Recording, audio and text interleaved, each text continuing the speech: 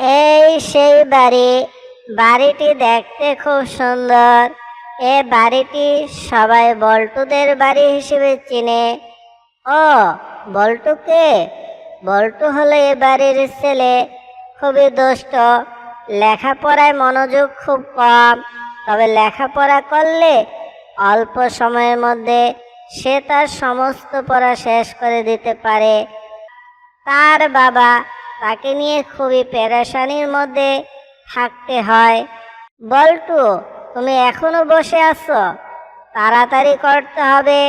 বিছানা থেকে এখনই ওঠো, স্কুলের সময় হয়ে যাচ্ছে। কয়টা বাজে দেখেছো? 7:30, 7:30 বেজে গিয়েছে। তাড়াতাড়ি করো, তোমাকে স্কুলে পৌঁছে দিয়ে আমি অফিসে যাব। আজকে স্কুলে না গেলে কি হয় বাবা? আমি আজকে স্কুলে যাব না। কেন? কেন তুমি স্কুলে যাবে না? তাড়াতাড়ি করো বলছি। স্কুলে তোমাকে যেতেই হবে। স্কুলে ফাঁকিবাজি করতে করতে তুমি তোমার লেখাপড়া ভুলে যাচ্ছ। যাও, তাড়াতাড়ি রেডি হও। বলছি না আমি স্কুলে যাব না। আমি আজ পড়া পারি না। স্কুলে গেলে স্যার আমাকে শাস্তি দেবে। আজকে না গেলে তো তুমি কালও পড়া পারবে না। এরকম ফাঁকিবাজি করলে তো তুমি দিন দিন পড়া ভুলে যাবে। তখন তুমি বড় হতে পারবে না। শুধু শুধু মিথ্যে কথা। আমি প্রতিনিয়তই বড় হচ্ছি, কিন্তু তুমি তা দেখতে পারছো না। আরে বোকা, এই বড় সেই বড় না। এই বড় মানে তুমি সমাজে প্রতিষ্ঠিত হতে পারবে না।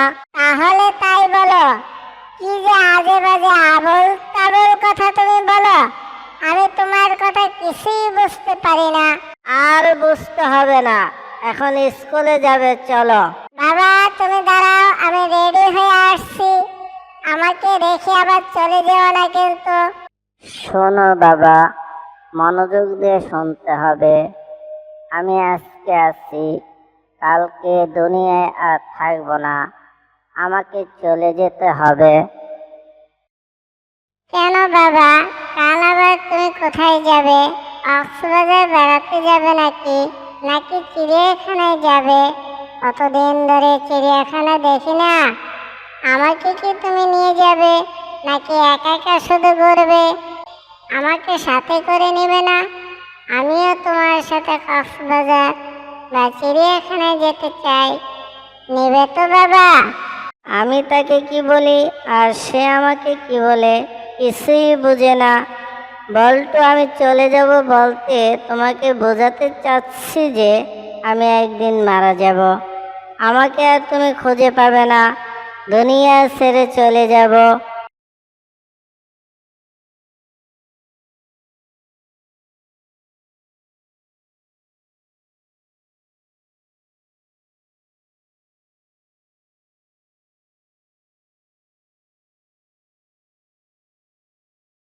একদিন মাটির ভিতরে হবে ঘর রে মন আমার, কেন বান্ধ দালান ঘর রে মন আমার, কেন বান্ধ দালান ঘর। প্রাণ পাখি উড়ে যাবে পিঞ্জর ছেড়ে, ধরা ধামে সবই রবে, তুমি যাবে চলে।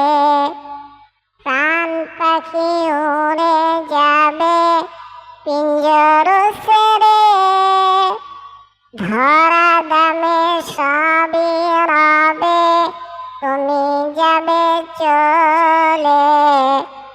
বন্ধু বান্ধব যত, মাতা পিতা তারা সুত, বন্ধু বান্ধব যত, মাতা পিতা তারা সুত, সকলই হবে তোমার পর রে মন আমার, কেন বান্ধ দালান ঘর রে মন আমার কেন বন্ধ চালানঘর। তাহলে কি আমাদের কোনো থাকার জায়গা দরকার নেই? আমরা ভবঘুরে যাযাবর জীবন যাপন করব তুমি বলছো? দূর বাবা, আমি তোমাকে কিছুই বোঝাতে পারি না। এই গজল আমাদেরকে মৃত্যুর কথা স্মরণ করিয়ে দেয়। অন্যায় কাজ হতে দূরে থাকতে আমাদের সহায়তা করে। বুঝলে বাবা? হ্যাঁ, বুঝলাম। তবে মৃত্যুর কথা স্মরণ হলে আমাদের কি লাভ? বাবা, আমাদের অনেক লাভ আছে, যা তুমি বুঝবা না। বুঝিয়ে বলো দেখি, চেষ্টা করে দেখি বোঝা যায় কিনা। ও, তুমি তাহলে বুঝতে চাও? তাহলে শোনো। এই যে তুমি প্রতিনিয়ত আমাকে লেখাপড়ার জন্য বকাঝকা করো, মৃত্যুর কথা যদি তুমি ঠিকঠাকভাবে স্মরণ করতে, তাহলে তোমার বকাঝকা অনেক কমে যেত। টিচাররা আমাকে লেখাপড়ার জন্য এত প্যারা দিত না। এখন তুমি আমাকে বলো তো, কেন বাবা তুমি কেন চলে যাবে? আমি তোমাকে কোথাও যেতে দেব না। আমি তোমাকে খুব পছন্দ করি বাবা। আমাকে যদি তুমি খুব পছন্দ করো তাহলে শোনো, তোমাকে নিয়মিত স্কুলে যেতে হবে, মনোযোগ দিয়ে লেখাপড়া করতে হবে, তোমাকে সমাজে প্রতিষ্ঠিত হতে হবে। ঠিক আছে বাবা, আমি তোমার সব কথা শুনবো। নিয়মিত স্কুলে যাব, মনোযোগ সহকারে লেখাপড়া করব। বাবা, আমার স্কুলের সময় হয়ে যাচ্ছে, আবার তোমার অফিসেরও সময় হয়ে যাচ্ছে। চলো তাড়াতাড়ি স্কুলে যাই। বল্টু বাবা, তোমাকে অসংখ্য ধন্যবাদ। তুমি জীবনে আরো বড় হও। তাহলে চলো আমরা স্কুলের দিকে যাই।